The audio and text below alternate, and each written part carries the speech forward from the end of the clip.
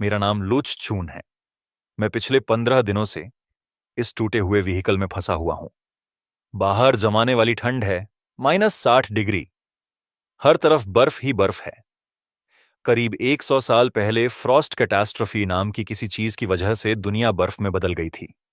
लोग अब mobile cities में रहते हैं, जो पुराने इंजन से चलते हैं, जिन्हें सोर्स फायर इंजन्स कहा जाता है।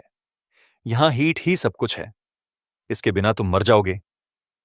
इस व्हीकल का पिछला मालिक ड्राइवर सीट पर ही जमकर मर गया था। मैंने उसकी जगह ले ली, लेकिन मेरा कोल खत्म होने वाला है। बस 2 दिन का बचा है। फिर भी मैं पैनिक नहीं कर रहा हूं। अपनी पिछली जिंदगी में मैं इंजीनियरिंग स्टूडेंट था। मुश्किल प्रॉब्लम्स मुझे डराती नहीं है। वैसे भी मैं किसी चीज का इंतजार कर रहा था। मेरे दिमाग के अंदर एक सिस्टम है जो यहां आने के बाद से काउंटडाउन कर रहा था। आज वो फाइनली एक्टिवेट हो गया। इसका नाम ट्रुथ टेक्नोलॉजी ट्री सिस्टम है। ये मुझे मेरे व्हीकल के स्टैट्स दिखाता है, एक टेक ट्री के साथ जिसमें 4 ब्रांचेस हैं: वेपन्स, इंफ्रास्ट्रक्चर, इकोलॉजी और पावर। और ये कहता है कि अगले लेवल पर जाने से पहले हर लेवल पर सब कुछ अपग्रेड करना होगा। मुझे इससे कोई प्रॉब्लम नहीं है। मैं वैसे भी हर चीज अपग्रेड करने वाला इंसान हूं। मुझे पुराने मालिक के बूट के अंदर छुपे हुए 6 छोटे ग्लोइंग स्टोन्स मिले, सोर्स फायर कोल क्रिस्टल्स। मैंने उन्हें कन्वर्ट किया और 30 ट्रूथ पॉइंट्स मिले। सबसे पहले मैंने बॉयलर अपग्रेड किया 10 पॉइंट्स में। तुरंत ही बुझती हुई आग फिर से जल उठी। कैबिन का तापमान 15 डिग्री तक पहुंच गया। मैंने अपनी क्विल्ट हटा दी। कई हफ्तों में पहली बार मुझे गर्मी महसूस हुई। फिर मैंने 10 पॉइंट्स एक हाइड्रोपोनिक ग्रो बॉक्स पर खर्च किए।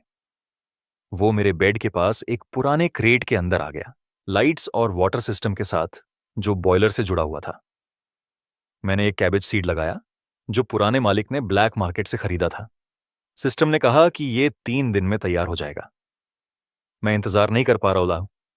मेरे पास 10 पॉइंट्स बचे हैं, लेकिन बाहर कुछ सुनाई दे रहा है। कोई बड़ा क्रिएचर तूफान में घूम रहा है। मेरा कोल हमेशा नहीं चलेगा। मैं यहां नहीं रुक सकता। जल्दी ही मुझे बाहर जाना होगा, हंट करना होगा और रिसोर्सेज ढूंढने होंगे। खतरा अभी खत्म नहीं हुआ है।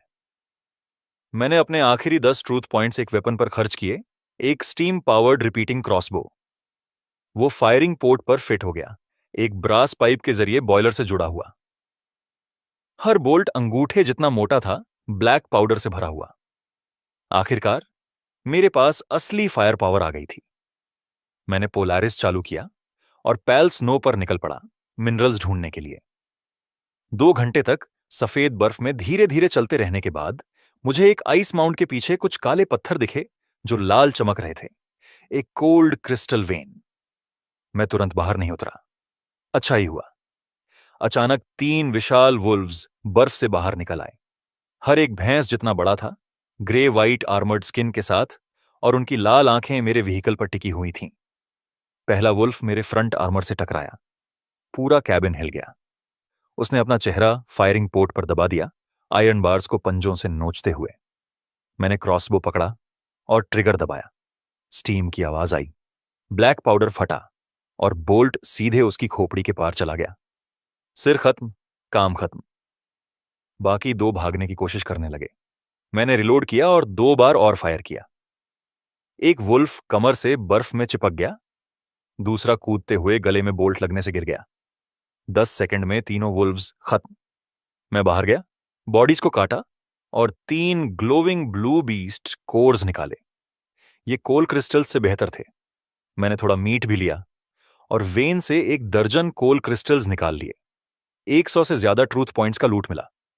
बुरा नहीं है। तभी मुझे कुछ सुनाई दिया। हवा को चीरती हुई एक इंजन की तेज आवाज। बिनोक्यूलर से मैंने देखा, कुछ 100 मीटर दूर कोई इंसान बर्फ में रेंग रहा था, लगभग जम चुका था। उसके पीछे 3 आर्म्ड स्नोमोबाइल्स थे, जिन पर खून जैसे लाल स्कल मार्क्स बने थे। वे धीरे धीरे उसका पीछा कर रहे थे, जैसे शिकार के साथ खेल रहे हों। स्नो फील्ड गैंग के रेडर्स। मैं जाने ही वाला था, यह मेरा प्रॉब्लम नहीं था। लेकिन फिर मैंने देखा कि उस इंसान के हाथ में क्या है। एक सिल्वर व्हाइट केस, जिस पर पुराने फेडरेशन के सिंबल्स बने थे। लेबल पर लिखा था, class a constant temperature plant seed vault. मेरा दिल रुक सा गया। उस वॉल्ट और अपने इकोलॉजी अपग्रेड्स के साथ मैं पोलरिस के अंदर एक असली फार्म बना सकता था। इस जमी हुई दुनिया में यह सबसे कीमती चीज है। रेडर्स हंसते हुए अपने मचेटीज उठा रहे थे। मैं तुरंत अपने व्हीकल में वापस कूदा और दरवाजा बंद कर दिया। अब वो सीड्स मेरे थे, मैं उन्हें जाने नहीं देने वाला था। मैंने पोलरिस को सीधे रेडर्स की तरफ दौड़ा दिया। 3 स्नोमोबिल्स, स्कल एम्ब्लम्स, सेरेटेड ब्लेड्स, वही बेकार वेस्टलैंड लोग। उनका लीडर उस औरत के हाथ काटने वाला था, सिर्फ उसका बॉक्स लेने के लिए। मैंने उसे मौका नहीं दिया। स्टीम क्रॉसबो से एक बोल्ट और वो खत्म। उसकी स्नोमोबिल क्रैश होकर जल गई। दूसरा भागने लगा। मैंने पोलरिस घुमाकर उसकी स्नोमोबिल को कुचल दिया। तीसरा आदमी अपनी बाइक से गिर गया और घुटनों पर बैठकर भीख मांगने लगा। मैं उसे जिंदा नहीं छोड़ सकता था। अगर उसने स्नो फाइंड गैंग को बता दिया तो वे मुझे ढूंढते हुए आ जाते। मैंने फायर किया। खत्म। मैं बाहर निकला और बर्फ में पड़ी उस औरत के पास गया। वो लगभग जम चुकी थी, फटी हुई विंटर सूट पहने हुए, उस सिल्वर सीड वॉल्ट को ऐसे पकड़े हुए जैसे उसकी जान उसी पर टिकी हो। उसने मुझे ऐसे देखा जैसे मैं रेडर्स से भी ज्यादा खतरनाक हूं। मैंने उसका कॉलर पकड़ा, मरे हुए गैंग मेंबर्स को सर्च किया। उनके पास लेने लायक कुछ नहीं था। फिर मैं उसे घसीटकर पोलारिस में ले आया। जैसे ही दरवाजा बंद हुआ और गर्म हवा उसे लगी, उसने छटपटाना बंद कर दिया। वह बस बॉयलर को घूरती रही। थर्मामीटर पर 18 डिग्री दिख रहा था, पूरी तरह स्टन्ड। फिर उसकी नजर मेरे हाइड्रोपोनिक बॉक्स पर गई। वह कांपते हुए उसके पास घिसट कर गई और लगभग अपना होश खो बैठी। पता चला वह बोटनिस्ट है। उसका नाम लिन जुआन है। उसने कल्टीवेशन सिस्टम को तुरंत पहचान लिया। मैंने बात सीधी रखी। मैंने कहा कि मैंने उसकी जान बचाई है, इसीलिए वेस्टलैंड रूल्स के हिसाब से सीड वॉल्ट अब मेरा है। वह बहस करने लगी, लेकिन मैंने उसके सामने गरम वुल्फ मीट सूप का एक बोल रख दिया।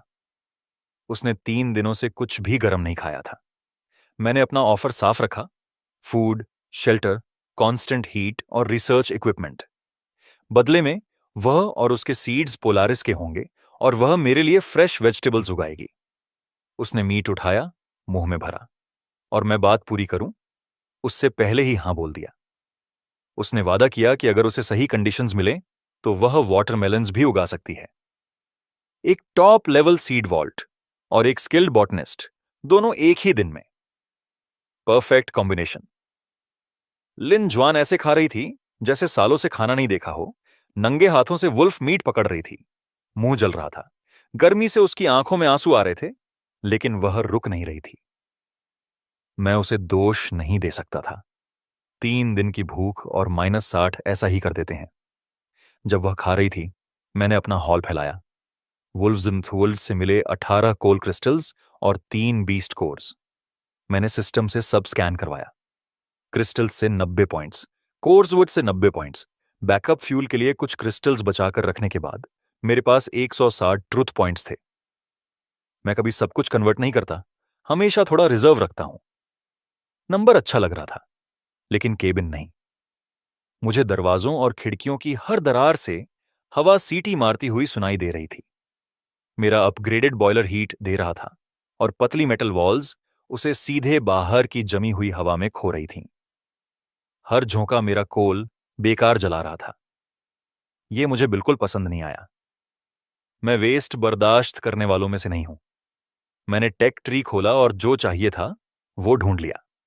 इंफ्रास्ट्रक्चर ब्रांच में double layer अस्बेस्टोस insulation, 10 points.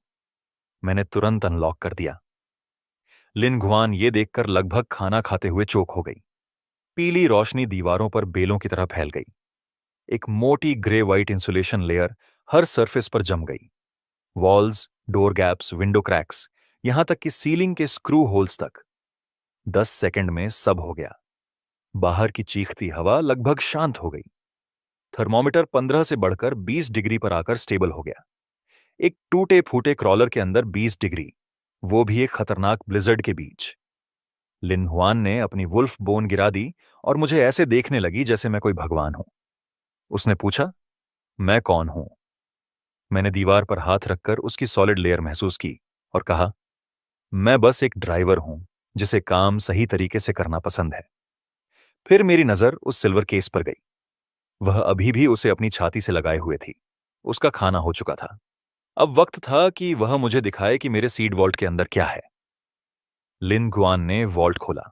16 digit code, pressurised seal, पूरा सिस्टम। अंदर सैकड़ों छोटे ट्यूब्स थे, शॉक अब्जॉर्बिंग जील में रखे हुए। हर एक में सीड्स और न्यूट्रिएंट सॉल्यूशन था। वह बताने लगी कि अंदर क्या क्या है। Highland barley, winter wheat, cabbage, sweet potatoes, potatoes, carrots, काम की चीजें। लेकिन फिर उसने पीछे रखे कुछ पर्पल ग्लो करते ट्यूब्स की तरफ इशारा किया। 3 watermelon seeds, 5 strawberry seeds, Frost से पहले की इंप्रूव्ड वैरायटीज। इस दुनिया में एक सूखा एप्पल भी नोबल्स के बीच कई जिंदगियों के बराबर होता है। फ्रेश वाटरमेलन, ये तो सोच से भी परे है। मैं खुद को रोक नहीं पाया। मेरा दिमाग काम करने लगा। मैंने एक बड़े आर्मर्ड क्रलर की कल्पना की, जिसके अंदर वर्टिकल फार्म्स हों, ऑटोमेटिक स्प्रिंकलर्स हों, और मैं एक ग्लास डोम के नीचे बैठकर ठंडी वाटरमेलन खा रहा हूं, जबकि बाहर रेडर्स ठंड से मर रहे हों। मैंने लिन गुआन से कहा, वॉल्ट को सील करे और उसकी रखवाली करे। उसने बताया कि हाइड्रोपोनिक बॉक्स इतना छोटा है कि उसमें अभी उग रही कैबेज के अलावा कुछ और नहीं आ सकता। मैंने कहा, स्पेस का इंतजाम मैं बाद में कर लूंगा। उसका काम है कि 3 दिन में वो कैबेज परफेक्ट होनी चाहिए। तभी मुझे कुछ महसूस हुआ। बॉयलर की आवाज भारी लग रही थी। मैंने फ्यूल गेज चेक किया। कंजम्पशन में कोई कमी नहीं आई थी। इंसुलेशन ने गैप्स बंद कर दिए थे, लेकिन मेटल वॉल्स अभी भी हीट खो रही थीं। अगर बाहर का टेम्परेचर और गिर गया या मेरा कोल खत्म हो गया तो सब खत्म हो जाएगा। यह मेरे लिए काफी नहीं था। मैंने टेक ट्री खोला और इंफ्रास्ट्रक्चर ब्रांच शीएन का दूसरा नोड ढूंढा, डीप एनहांसमेंट। यह एक वैक्यूम इंसुलेशन लेयर जोड़ता है, जो अंदर और बाहर के बीच हीट ट्रांसफर को लगभग खत्म कर देता है। 50 ट्रूथ पॉइंट्स। महंगा था, लेकिन सही था। मैंने उसे अनलॉक कर दिया। दीवारों पर सिल्वर ग्लो आया, फिर धीरे धीरे गायब हो गया। बॉयलर ने हल्की सी आवाज की और लो आइडल पर आ गया। आग का रंग ब्राइट ऑरेंज से डार्क रेड हो गया। लिन गुआन घबराकर थर्मोमीटर को देख रही थी, लेकिन नीडल हिली तक नहीं। 5 मिनट बीत गए, फिर भी 20 डिग्री। अब बॉयलर बहुत कम फ्यूल इस्तेमाल कर रहा था। मैंने फ्यूल गेज देखा और आखिरकार सीने से बोझ उतरता हुआ महसूस हुआ। इस सेटअप के साथ बचा हुआ कोल हमें 10 दिन, शायद 2 हफ्ते तक गर्म रख सकता था, सबसे खराब स्टॉर्म में भी। अब सिर्फ जिंदा रहने के लिए अपने रिजर्व्स जलाने की जरूरत नहीं थी। मुझे कंट्रोल पैनल के नीचे एक पुराना हैंड क्रैंक रेडियो मिला। जंग लगा हुआ, आधा टूटा एंटेना, लेकिन अभी भी काम कर रहा था।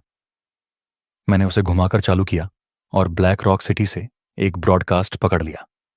खबर बुरी थी। 48 घंटों में एक मैसिव एक्सट्रीम आइस स्टॉर्म आने वाला था। Alert level black. लिन जुआन के हाथ से ट्वीजर्स गिर गए और उसका चेहरा सफेद पड़ गया। उसने बताया कि वह पहले एक मोबाइल सिटी में ऐसा स्टॉर्म देख चुकी है। हजारों लोग एक ही रात में मर गए थे, प्रॉपर इंजन्स होने के बावजूद। -100 डिग्री पर खून तुरंत जम जाता है। हवा इतनी तेज कि व्हीकल्स पलट जाए, मुट्ठी जितने बड़े हेलस्टोन्स। मैंने उसे चुप रहने को कहा। मेरे व्हीकल में डिस्पेयर की कोई जगह नहीं है। कैबिन का टेम्परेचर कंट्रोल में था। वैक्यूम इंसुलेशन काम कर रहा था, लेकिन मेरे सामने एक और बड़ी प्रॉब्लम थी, मोबिलिटी। अगर मैं स्टॉर्म के दौरान रुका रहा तो बर्फ और बर्फ की परत ट्रैक्स को जमीन से चिपका देगी। स्टॉर्म के बाद मैं वहीं फंस जाऊंगा। बीस्ट्स या रेडर्स के लिए आसान शिकार बन जाऊंगा। मैंने टेक ट्री खोला और जो चाहिए था वो ढूंढ लिया। Track anti freeze lubrication system power engine के दूसरे नोड में। 50 पॉइंट्स। ये चैसी और गियर्स में छोटे हीटेड पाइप्स बना देता, हर जॉइंट में एंटी फ्रीज लुब्रिकेंट भेजता। ट्रैक्स कभी जैम नहीं होते, -80 में भी। मैंने उसे अनलॉक कर दिया। पोलरिस का पूरा निचला हिस्सा गूंजने लगा। पतली पाइप्स व्हील्स और गियर्स में फैल गईं, बॉयलर से हीट खींचते हुए। हर बेयरिंग में लुब्रिकेंट जाने लगा। जो ट्रैक्स पहले सख्त और कराहते थे वो पूरी तरह स्मूथ हो गए। मैंने टेस्ट किया। स्टीयरिंग लीवर, जिसे चलाने में पहले ताकत लगती थी, अब एक उंगली से चल रहा था। मैंने एक्सेलरेटर दबाया और पोलारिस आगे निकल गया। कोई डिले नहीं, कोई स्लिपिंग नहीं। ट्रैक्स ने बर्फ को मजबूती से पकड़ा और मैंने स्टॉर्म में साफ टर्न लिया। मेरे पास पहले 100 पॉइंट्स थे, अब 50 बचे थे। लेकिन अब मेरा व्हीकल किसी भी ठंड, किसी भी स्टॉर्म में चल सकता था। यह हर पॉइंट के लायक था। लिन जुआन का पैनिक रुक गया। वह समझा नहीं पा रही थी, लेकिन फर्क महसूस कर रही थी। ये अब कोई टूटा हुआ क्रॉलर नहीं था। ये कुछ सॉलिड था, कुछ ऐसा जो आने वाले खतरे को झेल सकता था। मैंने पानी का इंतजाम देखा। एक जंग लगा केटल जिसमें गंदा ग्रे ब्राउन पानी था, सेडिमेंट से भरा हुआ। बस यही था हमारे पास। इस दुनिया में बर्फ हर जगह है, लेकिन तुम उसे सीधे खा नहीं सकते। फ्रॉस्ट कैटास्ट्रोफी अपने साथ रेडिएशन और हेवी मेटल्स लेकर आया था। हर स्नोफ्लेक जहर है। सीधा पी लिया तो कुछ ही दिनों में ऑर्गन फेलियर या रेडिएशन सिकनेस हो जाएगी। पुराने सिटी लॉर्ड शायद पूरी जिंदगी ऐसा ही पानी पीकर धीरे धीरे मरा होगा। कैबिन 20 डिग्री पर था और हम वुल्फ मीट खा रहे थे। हमें जल्दी साफ पानी चाहिए था। इसके बिना लिन जुआन का कैबेज सीडलिंग भी मर जाता। पूरा सिस्टम गिर जाता। मेरे पास ठीक 50 ट्रूथ पॉइंट्स बचे थे। टेक ट्री में इसका भी सॉल्यूशन था। Snow melting purifier ecological logistics में। ये व्हीकल के बाहर एक फनल बनाता जो स्नो खींच कर अंदर लाता, फिर उसे ट्रिपल रिवर्स ऑस्मोसिस मेम्ब्रेन्स और रेडिएशन फिल्टर्स से साफ करता। 50 पॉइंट्स मेरे पास जितने थे सब मैंने उसे अनलॉक कर दिया। बॉयलर के पास का एक पैनल बाहर की तरफ खुला और एक फनल बन गया।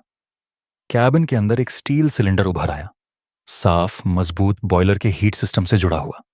उसने तुरंत स्नो खींचना शुरू कर दिया। कुछ सेकंड रेड लाइट ब्लिंक हुई, फिर ग्रीन हो गई। मैंने लिन जुआन से कहा, अपना बोल लाए। मैंने फॉसेट घुमाया और साफ गर्म पानी बहने लगा। ना कोई स्मेल, ना कोई कलर, बस प्योर वाटर। लिन जुआन ने दोनों हाथों से पकड़कर उसे पिया, जल्दी जल्दी, और रोने लगी। उसने कहा कि उसकी पुरानी सिटी की बेस्ट लैब्स भी इतना साफ पानी नहीं बना सकती थी। मैंने अपना कप भरा और ड्राइवर सीट पर टिक गया। गर्म पानी, गर्म केबिन, फ्यूल की प्रॉब्लम खत्म। अब ठंड, फ्यूल या प्यास की चिंता नहीं थी। बेसिक्स पूरे हो चुके थे। 0 ट्रूथ पॉइंट्स बचे थे, लेकिन पोलारिस के अंदर की सारी सर्वाइवल प्रॉब्लम्स सॉल्व हो चुकी थी। अब बाहर जाकर रिसोर्सेज इकट्ठा करने का समय था, इससे पहले कि आइसी स्टॉर्म सब कुछ दबा दे। आसमान और अंधेरा हो रहा था। स्टॉर्म पास था। लिन जुआन हाइड्रोपोनिक बॉक्स के पास घुटनों के बल बैठी थी। साफ पानी बूंद बूंद डाल रही थी, जैसे किसी बच्चे से बात कर रही हो। मैंने उसे वहीं छोड़ दिया। मुझे काम करना था। मैं शूटिंग पोर्ट पर गया और स्टीम क्रॉसबो निकाला। दोनों ड्रम मैगजीन्स हटाए, बोल्ट्स निकाले और हर एक को ध्यान से चेक किया। कुछ पर वुल्फ की खोपड़ी तोड़ने से छोटे डेंट्स आ गए थे।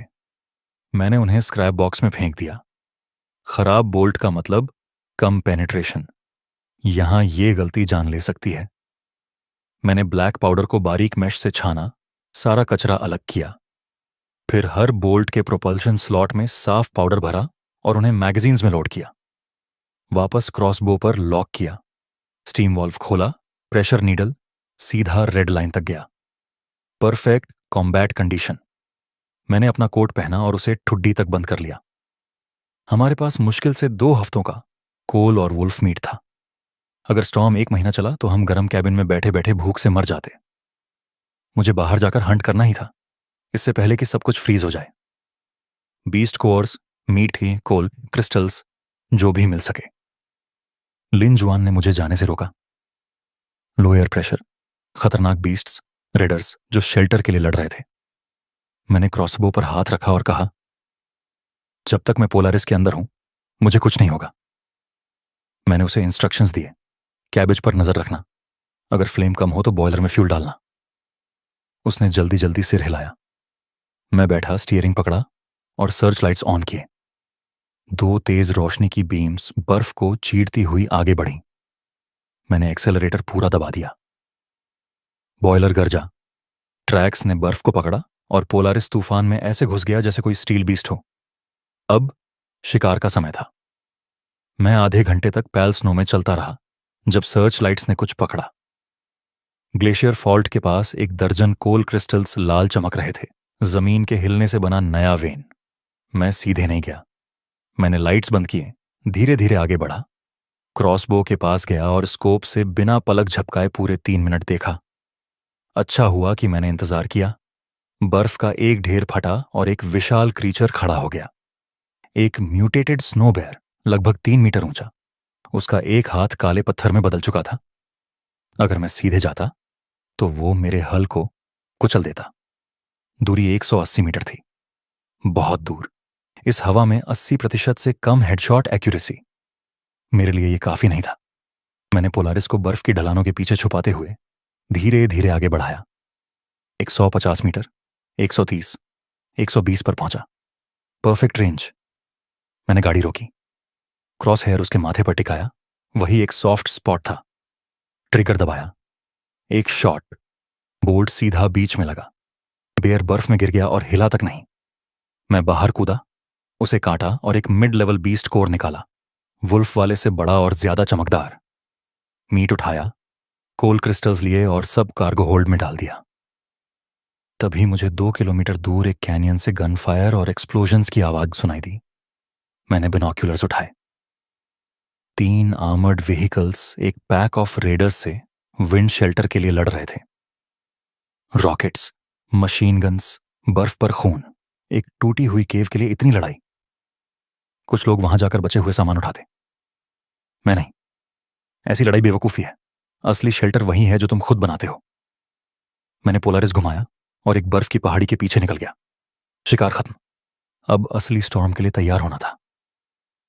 मैंने पोलारिस को बैटलफील्ड से 5 किलोमीटर दूर एक एल शेप्ड आइस रिडज के नीचे पार्क किया। परफेक्ट जगह। नॉर्थ विंड को रोकती है, ऊपर से छुपाती है। कोई हमें तब तक नहीं ढूंढ सकता जब तक सीधा पास ना आ जाए। मैं अंदर आया, 2 भारी बैग्स के साथ जिनसे खून टपक रहा था। लिंजुआन बहुत परेशान लग रही थी। जैसे ही उसने सामान देखा, उसकी आंखें बड़ी हो गईं। स्नोबेयर का मीट, 1 दर्जन कोल क्रिस्टल्स और एक मिड ग्रेड बीस्ट कोर। फिर मैं सब व्यवस्थित करने लगा। मुझे गंदगी पसंद नहीं है। कोल क्रिस्टल्स को स्टोरेज बॉक्स में रखा, साइज और ब्राइटनेस के हिसाब से बराबर दूरी पर। बीस्ट कोर को कपड़े से साफ किया और कंट्रोल पैनल के ऊपर शॉक प्रूफ ग्रूव में सेट किया। Emergency backup power. मीट सबसे मुश्किल था। 20 डिग्री में वो जल्दी खराब हो जाता, लेकिन मेरे पास तरीका था। मैंने मीट को बराबर स्ट्रिप्स में काटा, फिर राइट वॉल का एक पैनल खोला। उसके पीछे बाहर की हवा थी, -60 डिग्री, एक नेचुरल फ्रीजर। मैंने स्ट्रिप्स को साफ सुथरे तरीके से रखा, पैनल बंद किया और रूलर से गैप्स चेक किए। जब सब हो गया, मैं आयरन बेड पर बैठा और चारों तरफ देखा। बाईं तरफ बॉयलर, दाईं तरफ कोल बॉक्स और कोल्ड स्टोरेज। बेड के पास हाइड्रोपोनिक बॉक्स जिसमें हरे पत्ते उग रहे थे। चारों तरफ इंसुलेटेड वॉल्स। टेबल पर 2 कप गरम साफ पानी। 20 स्क्वायर मीटर की परफेक्ट व्यवस्था। लिंजुआन ने मुझे धन्यवाद कहा। बोली मैंने उसकी जान बचाई। मैंने कहा, अभी ऐसा कहना जल्दी है। तभी पोलारिस जोर से हिला। आसमान में एक डरावनी आवाज गूंजी। कोई बीस्ट नहीं, हवा थी। बाहर की सर्च लाइट्स एकदम गायब हो गईं, जैसे किसी ग्रे दीवार ने निगल लिया हो। मैंने अपना कप कसकर पकड़ा और अंधेरे में देखने लगा। एक्सट्रीम आइस स्टॉर्म आ चुका था। पहला झटका ही हमें पलटने के लिए काफी था। हवा की एक दीवार पोलारिस से ऐसे टकराई जैसे 1000 टन की ट्रेन हो। आइस रिज ने ज्यादातर इंपैक्ट रोक लिया, उसके बिना हम वहीं खत्म हो जाते। लिंजुआन ने खांच से चेहरा लगाया और उसका रंग उड़ गया। बाहर सिर्फ कैओस था। काला ब्लिजर्ड, घूमती बर्फ, रेडियो एक्टिव डस्ट। मुट्ठी जितने टुकड़े लगातार आर्मर पर पड़ रहे थे। आवाज ऐसी थी जैसे 100 हथौड़े एक साथ हल पर पड़ रहे हों। खिड़की पर लगा बैकअप थर्मोमीटर तेजी से गिरने लगा। -70, 80, 90। 100 पार करके नीचे की सीमा से भी आगे चला गया। उस टेम्परेचर पर आम स्टील कांच की तरह टूट जाता है। लिंजुआन ने आंखें बंद कर लीं। वह इंतजार कर रही थी कि दीवारें टूट जाएं। 1 मिनट, 3 मिनट, 5 मिनट, कुछ नहीं हुआ। एक भी ठंडी हवा अंदर नहीं आई। मैंने देखा उसने आंखें खोलीं और हैरानी से चारों तरफ देखने लगी। बॉयलर स्टेडी चल रहा था।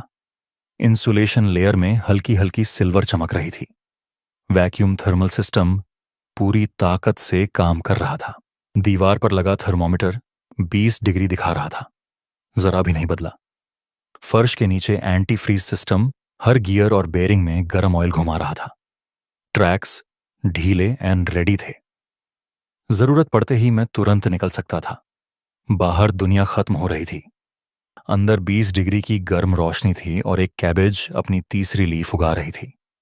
मैं ड्राइवर सीट पर हाथ बांधकर बैठा था और काले तूफान को अपने हल से टकराते हुए देख रहा था। यही वजह थी कि मैं हर चीज अपग्रेड करता हूं। कोई शॉर्टकट नहीं, कोई वीक पॉइंट नहीं, हर सिस्टम एक साथ काम करता हुआ। लिंजुआन अभी भी मुझे ऐसे देख रही थी जैसे उसे यकीन नहीं हो रहा कि यह सब सच है। मैंने हाइड्रोपोनिक बॉक्स की तरफ इशारा किया और कहा, स्टॉर्म की चिंता छोड़ो और अपनी कैबेज चेक करो।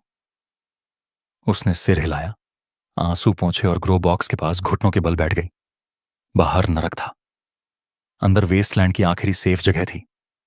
आइस स्टॉर्म लगातार 48 घंटे तक चलता रहा। ना दिन ना रात, बस अंधेरा और चीखती हुई हवा। ग्लास के पार मुझे कैनियन के पास जमे हुए बॉडीज दिख रहे थे, जहां पहले लड़ाई हो रही थी। ठंड ने उन्हें बर्फ की मूर्तियों में बदल दिया था।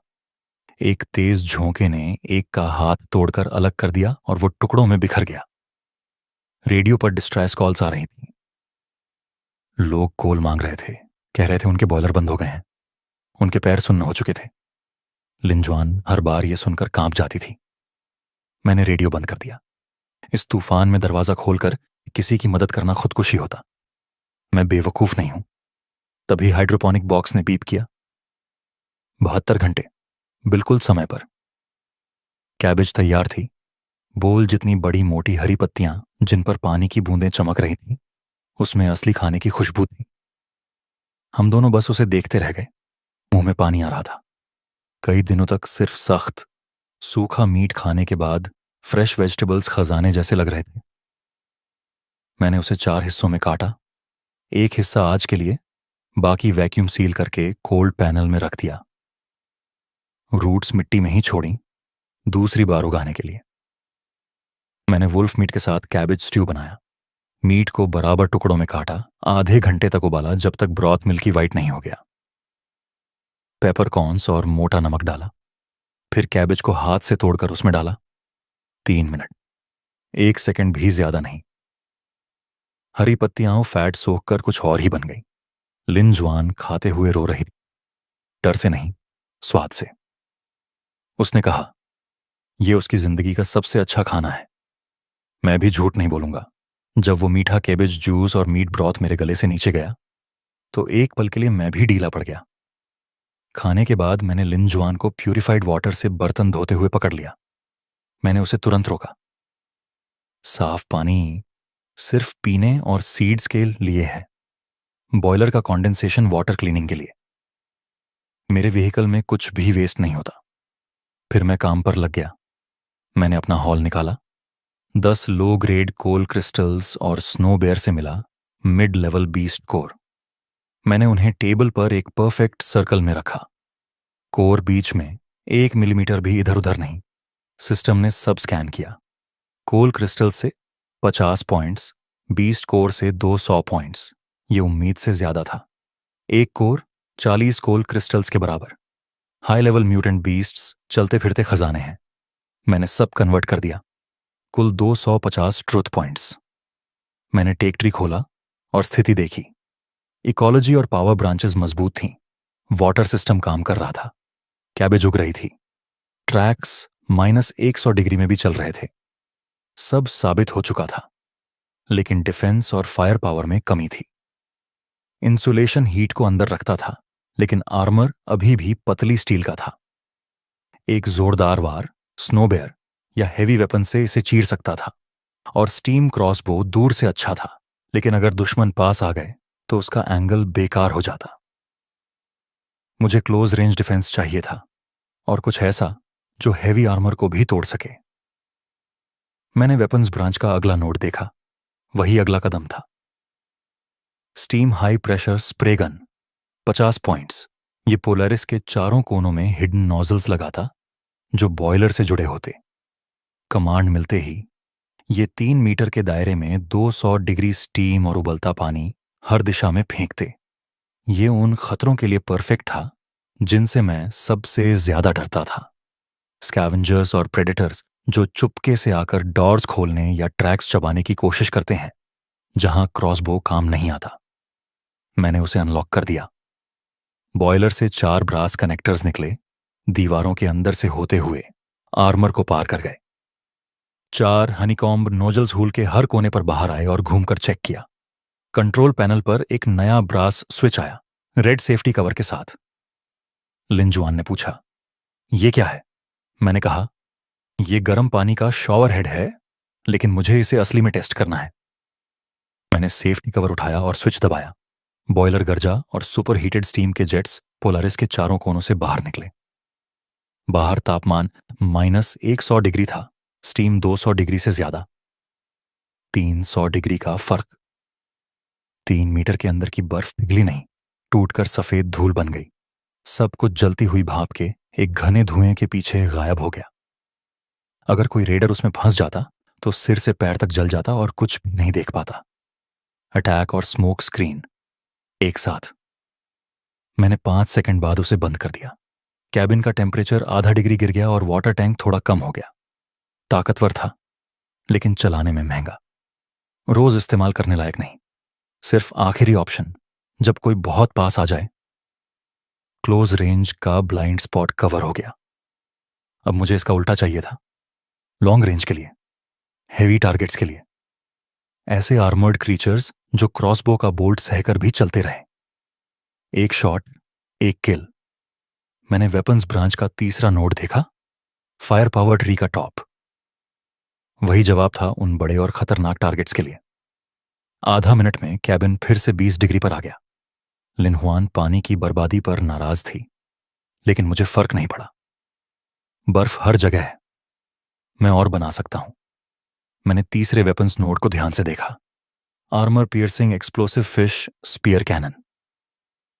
100 ट्रूथ पॉइंट्स। डिस्क्रिप्शन पढ़ते ही दिल तेज धड़कने लगा। 25 किलोग्राम का प्योर स्टील स्पीयर, बारब्स के साथ, delayed explosive fuse, compressed steam और ब्लैक पाउडर से चलने वाला। बेसिक और मिड लेवल आर्मर को चीर कर अंदर घुसता है और 3 सेकंड बाद अंदर ही एक्सप्लोड करता है। पीछे चेन भी जुड़ी है खींचने के लिए। क्रॉसबो छोटे और मीडियम टारगेट्स के लिए है, स्टीम स्प्रे पास के लिए। लेकिन ये बड़े टारगेट्स के लिए है जो मेरे होल को कुचल सकते हैं। एक शॉट, एक किल। मैंने 100 पॉइंट्स खर्च कर दिए। पोलारिस गरज उठा, उसकी छत फटकर खुल गई। ऊपर एक भारी टर्रेट बेस बना, 4 हाइड्रोलिक शॉक अब्जॉर्बर्स के साथ फ्रेम में जकड़ा हुआ। 2 मीटर लंबा आयरन बैरल, आदमी की जांघ जितना मोटा, ऊपर आकार लेने लगा। अंदर ड्राइवर सीट के ऊपर बुलेट प्रूफ ग्लास का एक ऑब्जर्वेशन डोम बना। पेरिस्कोप साइट और 2 बड़े ब्रास हैंडल्स के साथ लिनजुआन कोने में सिमट गई। समझने की कोशिश छोड़ दी। मैंने हैंडल्स पकड़े और घुमाए। बैरल आसानी से घूम रहा था, ऊपर नीचे दाएं बाएं बिना डिले। पेरिस्कोप से क्रॉस हेयर बिल्कुल सटीक चल रहा था, जैसे कैनन मेरे शरीर का हिस्सा हो। Long range, mid range, close range, fire power का पूरा चक्र पूरा हो गया। लेकिन मेरे पास अभी 100 पॉइंट्स बचे थे और मुझे पता था कि अब सबसे कमजोर चीज आर्मर है। इंसुलेशन हीट को अंदर रखता है, लेकिन स्टील पुराना और कमजोर है। सालों की ठंड से दरारें पड़ चुकी हैं। अगर कोई घायल बीस्ट भी मुझ पर चार्ज करे या रेडर्स हैवी गन्स से हमला करें तो ये शैल 3 सेकंड भी नहीं टिकेगा।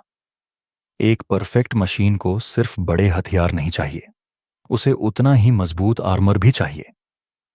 मैंने इंफ्रास्ट्रक्चर ब्रांच का तीसरा नोड देखा। बाहर स्टॉर्म अभी भी चीख रहा था। ऊपर मेरी नई कैनन हवा की तरफ घूमकर तैयार खड़ी थी। स्टॉर्म धीरे धीरे कमजोर हो रहा था। हवा का दबाव बदल रहा था। 12 घंटे, शायद उससे भी कम, और ये खत्म हो जाएगा। उसके बाद पेल स्नो में जो भी बचा होगा, बीस्ट्स, सर्वाइवर्स, रेडर्स, सब बाहर निकलेंगे, भूखे और बेकाबू। मुझे सुबह से पहले अपग्रेड पूरा करना था। मैंने अपने आखिरी 100 पॉइंट्स इंफ्रास्ट्रक्चर के तीसरे नोड पर खर्च किए। Riveted scrap steel armour plate, पूरे हल पर 10 सेंटीमीटर मोटी composite steel plates angled slopes के साथ। Ricochet effect 70% impact energy absorb. Basic fire arms और सामान्य म्यूटेंट बाइट्स के खिलाफ लगभग इम्यून। एक मैकेनिकल इंजीनियरिंग स्टूडेंट होने के नाते मैं एंगल्ड आर्मर का मतलब अच्छे से समझता था। इस शुरुआती इलाके में सिटी स्टेट के हैवी वेपन्स के अलावा कुछ भी इसे नहीं तोड़ सकता था। पोलारिस नए वजन से थोड़ा झुक गया। सस्पेंशन का रहा, लेकिन टिका रहा। बाहर सिस्टम ने हर सरफेस पर डार्क स्टील प्लेट्स ठोक दी। अंगूठे जितने मोटे रिवेट्स सबको कसकर जोड़ रहे थे। सामने का हिस्सा एक तेज आइस ब्रेकर बो में बदल गया। हेवी साइड स्कर्ट्स नीचे गिर गए, ट्रैक्स और गियर्स को बचाने के लिए। 2 मिनट में सब खत्म। मेरा छोटा क्रॉलर अब नहीं था, उसकी जगह कुछ और खड़ा था। बड़ा भारी काले स्टील का ढांचा, रफ आर्मर और डार्क रिवेट से ढका हुआ। हेलस्टोन्स उस पर टकराकर सिर्फ छोटे सफेद निशान छोड़ रहे थे। अंदर मुझे उनका एहसास भी नहीं हो रहा था। मैंने आंखें बंद की और सुना। स्टॉर्म अब दूर लग रहा था, 10 सेंटीमीटर स्टील और वैक्यूम इंसुलेशन के पीछे दबा हुआ। सब कुछ पूरा हो चुका था।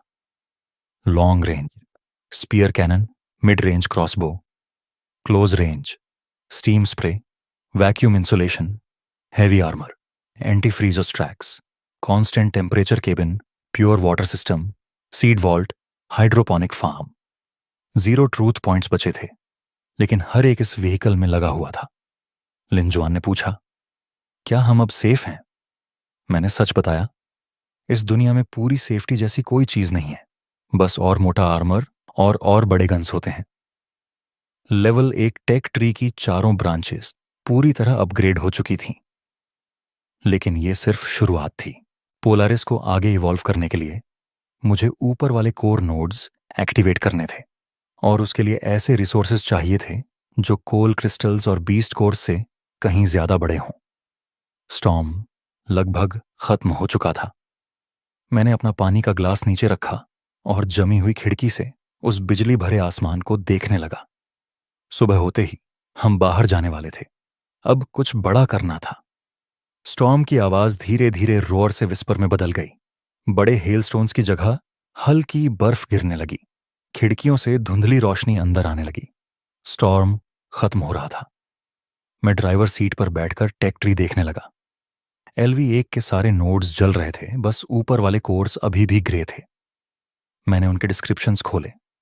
पहला था मॉड्यूलर रीइंफोर्स्ड चैसी, इंफ्रास्ट्रक्चर के अंदर पूरा फ्रेम रीडिजाइन जो 5 गुना ज्यादा वेट संभाल सके। इसके बिना पोलारिस बड़ा नहीं हो सकता था। 200 पॉइंट्स।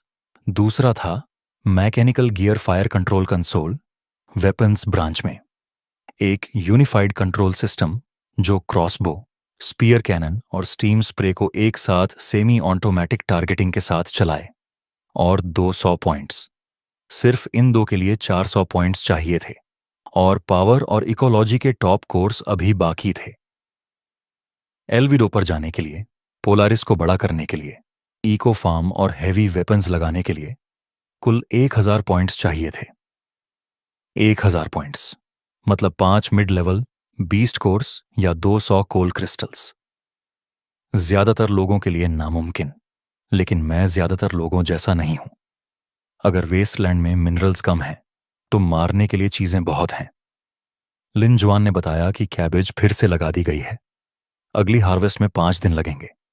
मैंने कहा 5 दिन बहुत ज्यादा हैं। जल्दी ही पोलारिस एक्सपैंड होगा और उसका छोटा ग्रो बॉक्स एक पूरा इको रूम बन जाएगा।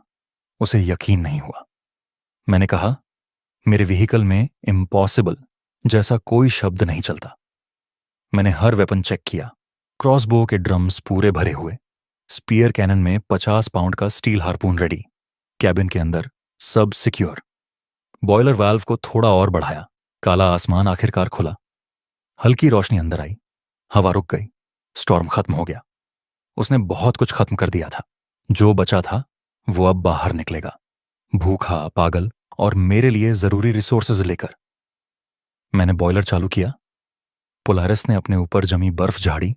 भारी ट्रैक्स ने बर्फ को काटा और हम पेल स्नो में बाहर निकल आए। असली शिकार अब शुरू हो रहा था। स्टॉर्म के बाद का मैदान कब्रिस्तान जैसा लग रहा था। चलते हुए जमे हुए क्रीचर्स, स्नोमोबाइल्स में बैठे मरे हुए लोग, सब बर्फ की मूर्तियां बन चुके थे। पूरी खामोशी, बस मेरे इंजन की आवाज। तभी मुझे 500 मीटर दूर कुछ हिलता हुआ दिखा। एक क्रीचर, गैंडे जितना बड़ा, पत्थर जैसी शेल के साथ, और 2 हड्डी जैसे टस्क्स। एक आइस रॉक पिग, अभी अभी अपने डेन से निकला, भूखा और गुस्से में। पहले वाला मैं इसे दूर से मार देता, लेकिन अब मेरे पास 10 सेंटीमीटर का आर्मर था। मैं उसे टेस्ट करना चाहता था। मैंने एक्सेलरेटर पूरा दबाया और सीधे उसकी तरफ दौड़ पड़ा। वो भी मेरी तरफ आया। हम दोनों पूरी स्पीड पर टकराए। टक्कर की लहर ने 10 मीटर तक बर्फ हटा दी। उसका एक टस्क टूट गया। मेरे आर्मर पर सिर्फ 2 हल्की स्क्रैचेस आईं, एक भी रिवेट नहीं हिला। वो फिर उठा और मेरी साइड पर हमला करने आया, मुंह खोलकर। मैंने स्टीम स्प्रे स्विच दबाया। 200 डिग्री उबलता पानी सीधे उसके चेहरे और गले में गया। उसकी आंखें फट गईं। वो तड़पते हुए गिर गया, अंदर से पक चुका था। फिर मैंने बड़ा हथियार टेस्ट किया। मैंने ब्रास हैंडल्स पकड़े, पेरिस्कोप से एम किया और स्पीयर कैनन चलाया। रिकॉयल से पूरा पोलारिस आधा मीटर पीछे खिसक गया। 50 पाउंड का स्टील स्पीयर उसके पेट को ऐसे चीर गया जैसे कुछ था ही नहीं। 3 सेकंड बाद फ्यूज फटा। बीस्ट 2 टुकड़ों में उड़ गया, खून और शेल हर तरफ। मैंने एक डैमेज्ड बीस्ट कोर उठाया, करीब 50 पॉइंट्स का, और टूटा हुआ स्पीयर स्क्रैप के लिए लिया। हार्पून्स कंज्यूमेबल होते हैं, मुझे और बनाने पड़ेंगे। तभी मुझे इंजिन्स की आवाज न सुनाई दी। एक नहीं, कई, तेजी से, एक आइस रिज के पीछे से। मैंने बाइनोकुलर से देखा। 2 व्हीकल्स, पोलारिस से काफी बड़े, level 2 camp type mobile cities. आगे खून जैसे लाल स्कल बने हुए, साइड्स पर जमे हुए बॉडीज लटके हुए। स्नोफीन गैंग। मेरा रेडियो क्रैकल हुआ। उनका लीडर ब्लैक वुल्फ बात करने लगा। उसने कहा, मैंने उसके लोगों को मारा और उसका सामान चुराया। बोला, बाहर आओ, घुटनों पर बैठो, 100 बार सिर झुकाओ और लिन हुआन उसे सौंप दो, नहीं तो उसके 2 75 मिलीमीटर कैनन्स मुझे बर्फ के टुकड़ों में उड़ा देंगे। दोनों व्हीकल्स 300 मीटर पर रुक गए। उनके टर्रेट्स खुले। 2 काले कैनन बैरल्स सीधे मेरी तरफ। लिन जुआन का चेहरा सफेद पड़ गया। उसे पता था ये व्हीकल्स क्या कर सकते हैं। मैंने उसे चुप रहने को कहा, बैठने को कहा और बेल्ट बांधने को कहा।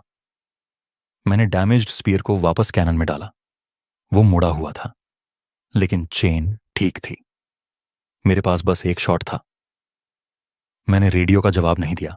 मैंने बॉयलर वाल्व पूरी तरह खोल दिया। अगर वो रिसोर्सेज देने आए हैं तो आदमी और उनके व्हीकल्स दोनों यहीं रहेंगे। मैंने पोलारिस सीधा उनकी तरफ दौड़ा दिया। ट्रैक्स बर्फ पर चिंगारियां उछाल रहे थे। न पीछे हटना, न कोई हिचकिचाहट। ब्लैक वुल्फ रेडियो पर चिल्लाया, फायर खोलो। लड़ाई शुरू हो चुकी थी। उन्होंने पहले फायर किया। 2 75 मिलीमीटर शेल्स मेरी तरफ चीखते हुए आए। मैंने स्टीयरिंग आधा मोड़ा। पहला शेल मिस हुआ, मेरे पीछे बर्फ में क्रेटर बना दिया।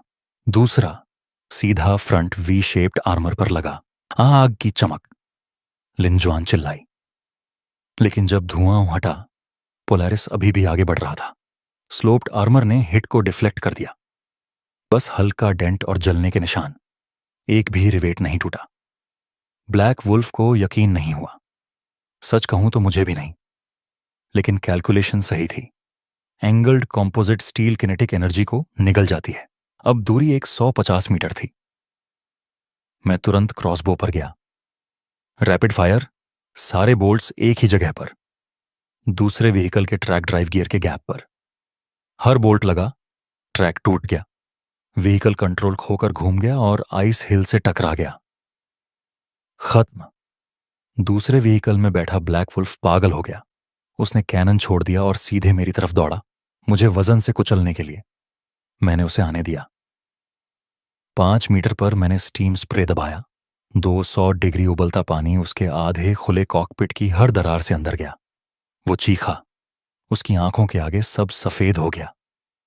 दर्द में उसने स्टीयरिंग खींचा और उसका व्हीकल फिसलता हुआ मेरे पास से निकल गया, मेरी साइड स्कर्ट को रगड़ते हुए। यही मौका था जिसका मैं इंतजार कर रहा था।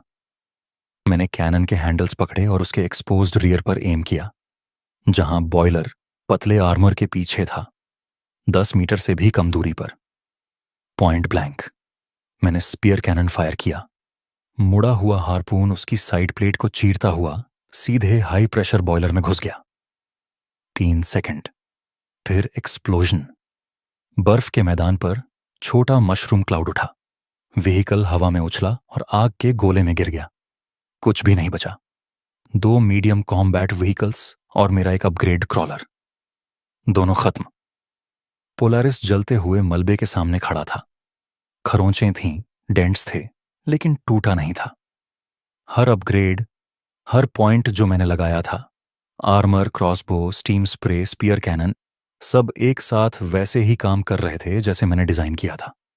लॉन्ग रेंज ने उनके ट्रैक्स तोड़े, क्लोज रेंज ने उन्हें अंधा किया, हेवी फायर ने इंजन खत्म किया। एक परफेक्ट सिस्टम। स्टॉर्म के बाद पेल स्नो एक कब्रिस्तान जैसा लग रहा था। जमे हुए बॉडीज, टूटे स्नोमोबिल्स, चलते चलते जमे लोग। मैं बिना रुके आगे बढ़ गया। मैंने दोनों स्नोफील्ड व्हीकल्स लूट किए। मलबे को कन्वर्ट करके 200 ट्रूथ पॉइंट्स मिले। फिर आइस रॉक पिक का डैमेज्ड बीस्ट कोर कन्वर्ट किया, 50 और कुल 250। लेकिन मरने से पहले ब्लैक वुल्फ ने एक बुरी बात बताई। हर स्नोफील्ड मेंबर के पास रेडिएशन आइसोटोप ट्रैकर होता है। मरने पर वो किलर में ट्रांसफर हो जाता है। उनके बॉस के पास गाइगर रेडार है जो मुझे पूरे वेस्टलैंड में स्पॉटलाइट की तरह ढूंढ सकता है। मेरे पास शायद कुछ ही घंटे थे इससे पहले कि उनकी मेन फोर्स आ जाए। मैंने टेक ट्री खोला और LV2 के लिए रिक्वायरमेंट्स देखी। नंबर भारी थे। कुल 2000 पॉइंट्स चाहिए, मेरे पास 250, कमी 1750। पैनिक का समय नहीं था। मैंने 200 पॉइंट्स पावर इंजन के तीसरे नोड पर खर्च किए, क्रूड कोल बूस्ट मशीन। बॉयलर के साइड में एक मैकेनिकल सिलेंडर बना, कॉकपिट पैनल पर पुश पुल लीवर के साथ। इसे एक्टिवेट करने पर 1.5 गुना बर्स्ट पावर मिलती है। मेरा आर्मर्ड टैंक अब जरूरत पड़ने पर चार्जिंग बीस्ट की तरह स्प्रिंट कर सकता था। कोल तेजी से खत्म होगा लेकिन स्पीड ही सर्वाइवल है। फिर मैंने 10 पॉइंट्स खर्च करके टूटा हुआ हार्पून रिपेयर किया। सिस्टम ने स्क्रैप स्टील पिघलाकर नया स्पीयर सीधे टरेट में बना दिया। एमओ फिर से फुल, 40 पॉइंट्स बचे। मैं पेल स्नो के अंदर और गहराई में शिकार के लिए निकल पड़ा। 2 घंटे बाद मुझे एक आइस वैली के एंट्रेंस पर बहुत बड़े फुटप्रिंट्स मिले, बेसिन जितने बड़े। पास में एक म्यूटेंट वुल्फ का फटा हुआ शरीर पड़ा था, रीढ़ टूटी हुई, खोपड़ी चबाई हुई। जो भी ये कर सकता है वो फूड चेन के सबसे ऊपर है। मैं ट्रैक्स का पीछा करते हुए वैली में घुस गया। 1 किलोमीटर अंदर मैंने उसे देखा, एक mutated ice armour mammoth, level 2 mobile city जितना बड़ा, पूरे शरीर पर मोटी grey black ice armour, centimetres मोटी म्यूटेटेड शेल, 3 मीटर लंबा स्पाइरल हॉर्न जो रीइंफोर्स्ड कंक्रीट को भी चीर सकता है। कोई वीक स्पॉट नहीं। मैंने क्रॉसबो से फायर किया। बोल्ट टकराकर उछल गया, बस एक हल्की सफेद स्क्रैच, लेकिन वहीं उसे जगा गया। वो मेरी तरफ दौड़ा। 400 मीटर की दूरी सेकंडों में खत्म। उसके पीछे 10 मीटर ऊंचा स्नो टॉर्नेडो उठ रहा था। लिन हुआन डर से गिर पड़ी। 50 मीटर पर मैंने बूस्ट लीवर दबाया। पोलारिस तेजी से साइडवेज ज़ैड टर्न में मुड़ा। मैमथ का हॉर्न मेरी लेफ्ट स्कर्ट को छूता हुआ निकल गया। चिंगारियां उड़ी, मेटल चीखा और वो सीधे पीछे की आइस वॉल से टकराया। पूरी वैली हिल गई। टनों बर्फ उसके आधे शरीर पर गिर गई। मैंने तुरंत रियर स्टीम स्प्रे एक्टिवेट किया। 200 डिग्री उबलता पानी उसके खुले पिछले हिस्से पर बरस गया। तापमान के इस फर्क ने उसकी मोटी खाल में दरारें डाल दीं। दर्द से वो पागल हो गया। उसने खुद को बर्फ के ढेर से छुड़ाया, सिर झटकते हुए, गुस्से में अंधा। पहला मूव सफल रहा। मैंने उसे खींचा, जलाया और अपने लिए समय खरीदा। लेकिन लड़ाई अभी खत्म नहीं थी। ये चीज मेरी हर ताकत झेल सकती थी और फिर भी आगे बढ़ती रहती। यही असली टेस्ट था मेरे बनाए हर सिस्टम का। मैमथ ने अपनी स्ट्रेटजी बदल दी। अब वो अंधाधुंध चार्ज नहीं कर रहा था। धीरे धीरे भारी कदमों से मेरी तरफ बढ़ रहा था, जैसे कोई टैंक। मेरी उम्मीद से ज्यादा समझदार। मैंने किटिंग शुरू किया। वैली के आइस पिलर्स और रॉकस को कवर की तरह इस्तेमाल किया। मिड रेंज पर उसके चारों तरफ घूमता रहा, एक हाथ से स्टीयरिंग, दूसरे से लगातार क्रॉसबो फायर। बोल्ट्स आर्मर नहीं भेद पा रहे थे, लेकिन मैं जॉइंट्स, नीज, आंखों के किनारे, आर्मर प्लेट्स के बीच गैप्स पर निशाना लगा रहा था। बस इतना कि वो गुस्से में घूमता रहे। 5 मिनट ऐसे ही बीते। इतनी ठंड में इतना बड़ा बीस्ट अगर तेजी से हिले तो उसकी एनर्जी जल्दी खत्म होती है। उसकी सांस भारी होने लगी, नाक से सफेद धुआं और खून निकल रहा था, साइड आर्मर अनइवन हिल रहा था। वो थक चुका था। यही मेरा मौका था। मैंने एक्सेलरेटर पूरा दबाया, बूस्ट लीवर मैक्स पर किया और सीधे उसकी तरफ दौड़ा। मम्मत ने आखिरी बार अपना 3 मीटर लंबा हॉर्न नीचे किया, टक्कर के लिए। 30 मीटर पर मैंने स्टीयरिंग छोड़ दी और ऊपर कैनन के हैंडल पकड़ लिए। पोलारिस अपनी मोमेंटम से आगे बढ़ता रहा। मैंने टर्रेट नीचे घुमाया और क्रॉस हेयर उसकी गर्दन के पीछे लॉक किया, वही जगह जहां स्टीम स्प्रे ने पहले आर्मर कमजोर किया था। मैंने फायर किया। 50 पाउंड का स्पीयर उस कमजोर आर्मर को कागज की तरह चीर गया। बार्ब्स उसकी सर्विकल बोन्स में गहराई तक ढंस गए। मैमथ भी चार्ज में ही रुक गया। 3, 2, 1 एक्सप्लोजन। उसके शरीर का पिछला हिस्सा उड़ गया। खून, हड्डियां, अंदरूनी अंग पूरी वैली में फैल गए जैसे कोई आतिशबाजी। वो वहीं ढेर हो गया। इंस्टेंट किल। मैं बाहर निकला, उसका सीना काटा और एक बीस्ट कोर निकाला, मेरी मुट्ठी जितना बड़ा, बिल्कुल साफ, चमकता हुआ नीला, हवा में हल्की रोशनी फैलाता हुआ। Perfect top grade intermediate core. मैंने उसे टेबल पर रखा और सिस्टम से स्कैन कराया। 400 ट्रूथ पॉइंट्स, एक कोर 80 कोल क्रिस्टल्स के बराबर या 2 गैंग व्हीकल्स जितना। मैंने तुरंत कन्वर्ट कर दिया। बैलेंस फिर से 440 पॉइंट्स। अब समय था इस वॉर मशीन को दिमाग देने का। मैमथ की लड़ाई ने मेरी सबसे बड़ी कमजोरी दिखा दी। मैं स्टीयरिंग, बूस्ट, क्रॉसबो और कैनन सब एक साथ संभाल रहा था। कैबिन में पागल की तरह इधर उधर कूद रहा था। इतनी स्पीड पर एक गलती और सब खत्म। सिर्फ ताकत काफी नहीं, कंट्रोल भी चाहिए। मेरे पास 440 पॉइंट्स थे। वेपन्स ब्रांच का top core, mechanical gear fire control console, 400 points. मैंने बिना सोचे अनलॉक कर दिया। कॉकपिट बदलने लगा। ब्रास गियर्स और रॉड्स कंट्रोल पैनल से निकलकर बेलों की तरफ फैल गए, हजारों पार्ट्स एक साथ जुड़ते हुए। मेरे दाएं तरफ एक semi enclosed fire control station बन गया, पूरा स्टीम पंक सेटअप। बीच में cross shaped periscope site, layered lenses के साथ, बिना हिले 360 डिग्री व्यू। नीचे हेवी डुअल जॉयस्टिक, 3 ट्रिगर्स के साथ, ब्लैक क्रॉसबो के लिए, व्हाइट स्टीम स्प्रे के लिए और रेड स्पीयर कैनन के लिए। मोटे केबल्स हर वेपन से जुड़ गए। मैंने जॉयस्टिक पकड़ा और टेस्ट किया, हाथ हिलाया, बाहर क्रॉसबो उसी डायरेक्शन में घूम गया। पेरिस्कोप से देखा, क्रॉस हेयर खुद डिस्टेंस और ड्रॉप एडजस्ट कर रहा था। सेमी ऑटोमेटिक टारगेटिंग, अब सब एक कंट्रोल में।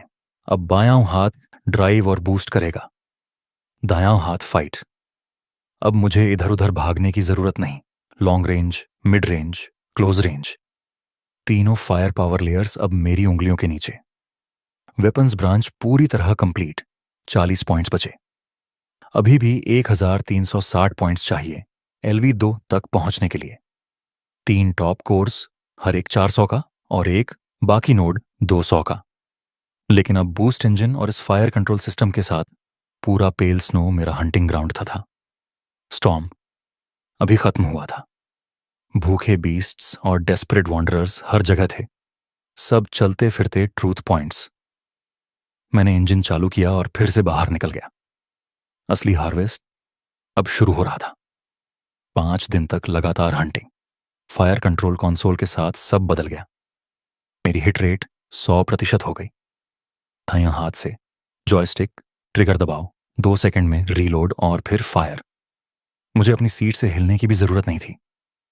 आइस वुल्व्स सैकड़ों मीटर दूर से जमीन में पिन हो जाते, उन्हें पता भी नहीं चलता। एक स्नो बेयर मुझे एम्बुश करने आया, 3 मीटर के अंदर स्टीम स्प्रे में फंस गया और वहीं अंधा हो गया। एक क्रॉसबो बोल्ट गले के आर पार गया और काम खत्म। मैंने पूरे पेल स्नो को साफ कर दिया। दर्जनों किल्स। पोलारिस अब एक हार्वेस्टिंग मशीन बन चुका था। कैबिन एक प्रॉपर स्टॉक पाइल में बदल गया था। Cold storage panel bear shoulder meat और वुल्फ लेग मीट से भरा हुआ था, सब बराबर टुकड़ों में कटा हुआ, सटीक तरीके से जमाया हुआ। कोल बिन भी 2 गुना हो चुका था, लो ग्रेड क्रिस्टल से पूरा भरा हुआ। क्रॉसबो फुली लोडेड था। हार्पून रेडी था। लिन जुआन अब पहले जैसी नहीं लग रही थी। 5 दिन फ्रेश वेजिटेबल्स और बीस्ट मीट खाने से उसके चेहरे पर रंग वापस आ गया था। वो ग्रो बॉक्स के पास घुटनों के बल बैठी थी, एक्साइटेड। कैबेज की जड़ से 2 नई लीव्स निकल आई थीं। सेकंड हार्वेस्ट समय पर था, लेकिन कैबिन अब पूरी तरह भर चुका था। 20 वर्ग मीटर, सप्लाईज, वेपन्स और इक्विपमेंट से ठसाठस भरा हुआ। क्लास ए सीड्स के लिए ग्रो बॉक्स बढ़ाने की जगह ही नहीं बची थी। पोलारिस अपनी फिजिकल लिमिट पर पहुंच चुका था। मेरे ट्रुथ पॉइंट्स 1000 तक पहुंच चुके थे। बस 400 और चाहिए थे LV2 तक पहुंचने के लिए। मैंने कोट उठाया, आखिरी पुश के लिए तैयार। आज सब खत्म करना था। तभी मैंने उसे महसूस किया। जमीन के अंदर से आती गहरी कंपन। ये किसी बीस्ट की नहीं थी, मशीन थी। भारी ट्रैक्स बर्फ को पीसते हुए, इंडस्ट्रियल लेवल इंजन की आवाज। मैंने बाइनोकुलर्स उठाए और दूर देखा। होराइजन पर कुछ बहुत बड़ा चल रहा था। मेरी सांस आधे सेकंड के लिए रुक गई। जो भी था वो असली वेस्टलैंड मॉन्स्टर था। जब मैंने ध्यान से देखा तो समझ आया। Level 3 fortress class mobile city, असली वाला। उसका बेस फुटबॉल फील्ड जितना बड़ा था। सैकड़ों ट्रैक्स पर चलता हुआ, हर ट्रैक मेरे पूरे हल से मोटा। काले स्टील की दीवारें कई दर्जन मीटर ऊंची, खून और वक्त के निशानों से ढकी हुई। ऊपर इंडस्ट्रियल चिमनीज काला धुआं छोड़ते हुए। हर तरफ heavy guns, twin barrels, triple barrels, इतने बड़े कि उनका मजल इंसान का सिर निगल जाए। उस पर एक फ्लैग था, गियर और स्नोफ्लेक का निशान। विंटर ट्रेड अलायंस, एक बड़ा ऑर्गेनाइजेशन जो हाई लेवल माइनिंग राइट्स और एंशिएंट रूइंस कंट्रोल करता है। आर्म्ड मर्चेंट फ्लीट्स के साथ घूमता है और छोटे ग्रुप से अनफेयर ट्रेड करके रिसोर्सेज खींचता है। और ये फोर्ट्रेस उनके लिए बस मिड टियर फ्लीट था। लिन जुआन भी खिड़की पर आकर देखने लगी। मैंने उसे बताया, ये क्या है और ये हमें पत्थर की तरह कुचल सकता है। उनकी एक कैनन भी मेरे पूरे बिल्ड को खत्म कर सकती है। यहां लड़ाई का कोई सवाल नहीं। मैंने इंजन आइडल पर कर दिया और एक बड़े आइस रॉक के पास खुद को छिपाने की कोशिश की। कोई फायदा नहीं। उनका रडार हमें किलोमीटर दूर से पकड़ चुका था। फोर्ट्रेस के नीचे एक हाइड्रोलिक डोर खुला। 3 स्लीक सफेद आर्मर्ड स्नो व्हीकल्स 80 किलोमीटर प्रति घंटा की स्पीड से बाहर निकले। कुछ ही सेकंड में उन्होंने मुझे घेर लिया। 30 मीटर दूर रुक गए, बर्फ उड़ाते हुए जो मेरे आर्मर से टकराई। गार्ड्स बाहर कूदे। अच्छा gear, fine rifles, windproof masks. उन्होंने मेरे स्क्रैच हल को ऐसे देखा जैसे कचरा हो। एक ने लाउडस्पीकर उठाया और हमें रस्टी कॉफिन में बैठे चूहे कहा। बोला वो चेक करना चाहते हैं कि हमारे कबाड़ में उनके अलायंस के लिए कुछ काम का है या नहीं। मैंने हथियारों को छुआ भी नहीं। उनकी मेन गन्स की रेंज में फायर करना मतलब सीधी मौत। मैं शांत बैठा रहा। पहले समझना था कि वो चाहते क्या हैं। लिन जुआन ने मेरा स्लीव पकड़ लिया, डर से कांप रही थी। मैंने उसे शांत रहने को कहा। जब तक गोली नहीं चलती, ये सिर्फ व्यापार है। मैंने माइक्रोफोन उठाया और कहा, मेरे पास जंक नहीं है, सिर्फ लग्जरी आइटम्स हैं जो वो अफोर्ड नहीं कर सकते। लीड गार्ड गुस्से में आ गया। उसने राइफल मेरे ग्लास पर तान दी। 3 सेकंड का समय दिया। मैंने दरवाजा थोड़ा सा खोला, समर्पण के लिए नहीं, दिखाने के लिए। एक मैकेनिकल आर्म बाहर निकली, उसके सिरे पर एक आयरन रॉड और उससे लटका हुआ वैक्यूम सील्ड बैग। अंदर फ्रेश स्नो बेयर मीट का टुकड़ा, साफ, अच्छी क्वालिटी, बिना रेडिएशन डैमेज। ऐसा मीट जिसके लिए नोबल्स और मोबाइल सिटीज बड़ी कीमत देते हैं। इस दुनिया में फ्रेश अनकॉन्टेमिनेटेड मीट कोल क्रिस्टल से भी ज्यादा रेयर है। ये जिंदगी बढ़ाता है, रेडिएशन सिकनेस से लड़ता है और स्टेटस दिखाता है। हर गार्ड ने एक साथ निगल लिया। मैं उनकी आवाज तक सुन सकता था। मैंने स्पीकर पर कहा, ऐसी क्वालिटी का मीट मैं अपने व्हीकल में कुत्तों को खिलाता हूं। लीड गार्ड ने राइफल नीचे कर दी उसका रवैया तुरंत बदल गया। उसने पूछा, कितना है तुम्हारे पास? मैंने कहा, इतना कि तुम्हारा टीम लीडर उस बड़े चलते किले से खुद बाहर आए और मुझसे बात करे। फिर मैंने मीट वापस अंदर खींच लिया और दरवाजा बंद कर दिया। कुछ पल के लिए वो ठंड में खड़े रहे। फिर गार्ड रेडियो पर अपने ऊपर वालों को रिपोर्ट देने भागा। मैंने मीट वापस कोल्ड स्टोरेज में रखा। इस फोर्ट्रेस से लड़ना नामुमकिन है, लेकिन मुझे लड़ना नहीं है। विंटर ट्रेड अलायंस व्यापारी हैं, और व्यापारी प्रॉफिट के सामने नहीं टिकते। मेरे पास वही चीज है जिसकी उनके अमीर क्लाइंट्स को सबसे ज्यादा चाहत है। अगर वो लालच में आए तो मुझे LV2 तक पहुंचने के लिए आखिरी रिसोर्सेज मिल जाएंगे। बर्फीली हवा मैदान में गरज रही थी, सफेद धूल उड़ाते हुए, और पोलारिस के मजबूत स्टील आर्मर से टकरा रही थी। 15 मिनट भी नहीं हुए थे। दूर खड़ा वो लेवल 3 फोर्ट्रेस फिर से भारी मैकेनिकल आवाज करने लगा। कुछ ही देर में एक कमांड व्हीकल, जो आम ऑफ रोड गाड़ी से दोगुना बड़ा था, काले भारी आर्मर में ढका हुआ, बर्फ को कुचलता हुआ आर्कटिक स्टार की तरफ बढ़ा। उसके साथ 2 गार्ड व्हीकल्स भी थे। बड़ी मछली आ चुकी थी। लिन जुआन ने मॉनिटर पर देखा और हल्की मुस्कान दी। कमांड व्हीकल आकर आर्कटिक स्टार से करीब 10 मीटर दूर रुक गया। दरवाजा खुला और एक मोटा, मध्यम उम्र का आदमी बाहर उतरा। उसने ग्रे मिंक कोट पहन रखा था। 2 आर्म्ड गार्ड्स उसे संभालते हुए बर्फ पर आगे ला रहे थे। उसके चेहरे पर फिल्ट्रेशन मास्क था, बस आंखें दिख रही थीं, तेज और लालची। वो फरनान था, विंटर ट्रेड अलायंस के लोअर टियर ट्रेडर्स का मैनेजर। उसने आर्कटिक स्टार को ऊपर से नीचे तक देखा, उसके रफ वेल्ट्स और रिवेट्स पर नजर डाली, जैसे उसे ये सब घटिया लग रहा हो। बाहर से वो एटीट्यूड बनाए हुए था, लेकिन उसकी नजर बार बार दरवाजे पर जा रही थी। साफ था, वो बेसब्र था। ऊपर बैठे बड़े लोग फ्रेश हाई क्वालिटी फूड के लिए पागल थे। अगर उसे ये बैच मिल जाता तो अलायंस में उसकी पोजीशन बढ़ जाती। सुनो अंदर वाले, उसके गार्ड ने लाउडस्पीकर पर चिल्लाया। हमारे ट्रेडर फर्नन खुद तुमसे ट्रेड करने आए हैं। ये तुम्हारे लिए एक मौका है। जल्दी दरवाजा खोलो और सामान दिखाओ।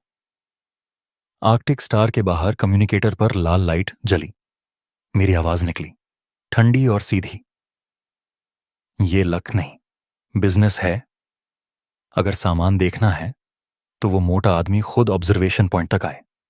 मुझे अपने व्हीकल के चारों तरफ बंदूक लिए कुत्ते पसंद नहीं। फरनान की आंखें हल्की सी सिकुड़ गईं। उसने बहुत वॉन्डरर्स देखे थे।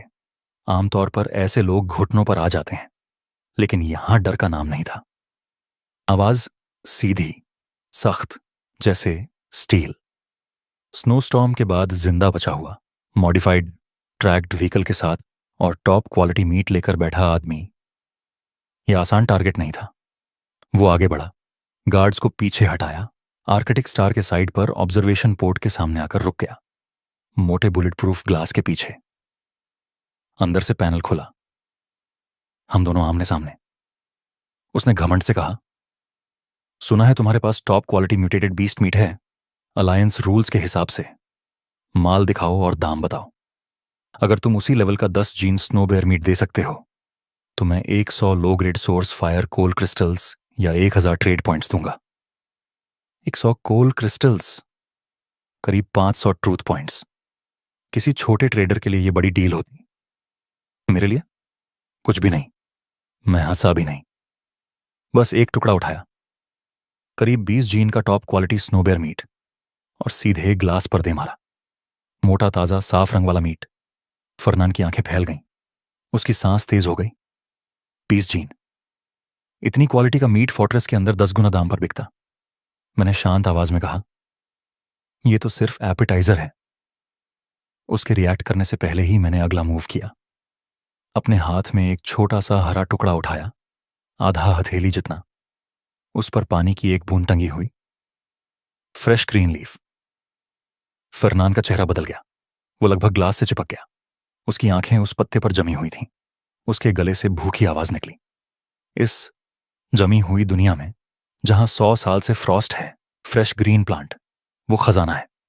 मीट लग्जरी है, लेकिन फ्रेश वेजिटेबल्स प्राइसलेस। उनमें जो लाइफ है, विटामिन्स हैं, वो किसी भी सोर्स फायर इंजन से रिप्लेस नहीं हो सकते। उसकी आवाज कांप गई। ये तुम्हारे पास कैसे है?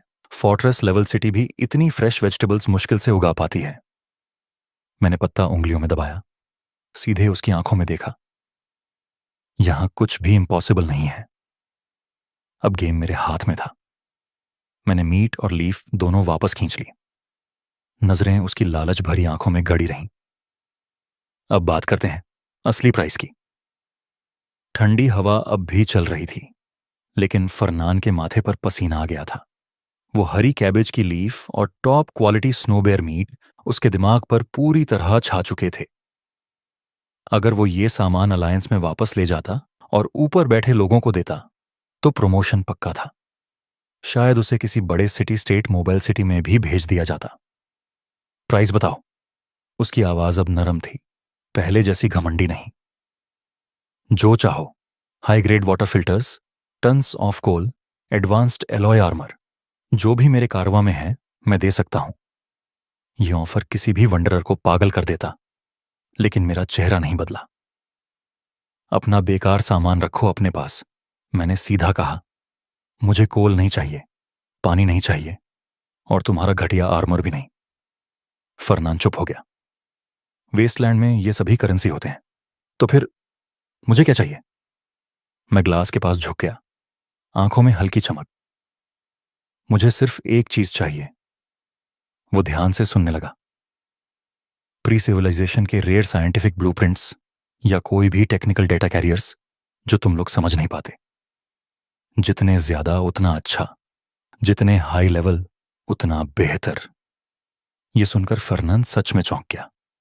ऐसी चीजें अलायंस को कभी कभी रूइन से मिलती हैं, लेकिन ज्यादातर अनरीडेबल होती हैं। या तो टेक्नोलॉजी नहीं होती उन्हें बनाने की, या वो बस बेकार कागज बनकर रह जाती हैं। सिर्फ कुछ पागल साइंटिस्ट्स ही उनमें इंटरेस्ट लेते हैं। उसने सोचा, एक स्कैवेंजर को इन बेकार चीजों से क्या लेना। मैंने उसकी हेजिटेशन देखी और हैच बंद करने का नाटक किया। अगर नहीं है तो डील खत्म। ये मीट मैं अपने डॉग्स को खिला दूंगा। रुको रुको। फरनान घबरा गया।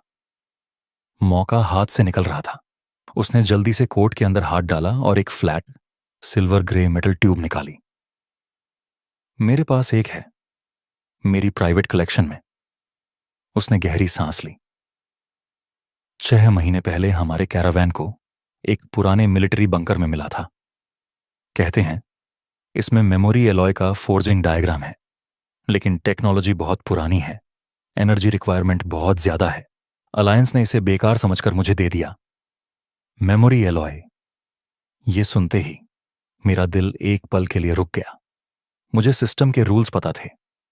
जितनी कॉम्प्लेक्स और वैल्यूएबल टेक्नोलॉजी, उतना ज्यादा ट्रुथ उसमें छिपा होता है, और उतना ही मुश्किल वेस्टलैंड के लोगों के लिए उसे समझना। फरनैन के लिए यह स्क्रैप था, मेरे लिए खजाना। मैंने अपनी आवाज स्टेडी रखी। ट्यूब को एक्सटर्नल स्लॉट में डालो। व्हीकल के बाहर एक छोटा मेटल कलेक्शन बॉक्स निकला। फरनान ने थोड़ी हिचकिचाहट के साथ ट्यूब उसमें रख दी। बॉक्स अंदर खींच गया। जैसे ही मैंने ट्यूब हाथ में ली, मेरे दिमाग में सिस्टम एक्टिवेट हुआ। एक तेज आवाज, high value knowledge detected, scan complete. Pre civilisation federation का medium level secret memory alloy forging diagram, micromolecular structure. मैंने मन ही मन पूछा, कन्वर्जन कितना मिलेगा? आंसर आया, 1500 ट्रूथ पॉइंट्स। मेरी सांस रुक गई। मैंने सोचा था यह वैल्यूबल होगा, लेकिन इतना। एक ही आइटम, 1500 पॉइंट्स। यह सिर्फ फायदा नहीं था, यह सीधा जंप था। एलविदो के करीब, शायद उससे भी आगे। लेकिन बाहर से मैंने कुछ नहीं दिखाया। चेहरा बिल्कुल शांत। मैंने बिना हिचकिचाहट के 20 पाउंड स्नोबियर मीट और वो fresh cabbage leaf external tray पर रख दिए। Payment received, deal complete. फिर मैंने ऑब्जर्वेशन पोर्ट बंद कर दिया। बाहर फर्नान उस मीट और लीफ को पकड़े खड़ा था। उसके हाथ कांप रहे थे। उसे पूरा यकीन था कि उसने अपनी जिंदगी की सबसे फायदेमंद डील की है। उसे ये नहीं पता था कि असली फायदा किसका हुआ है।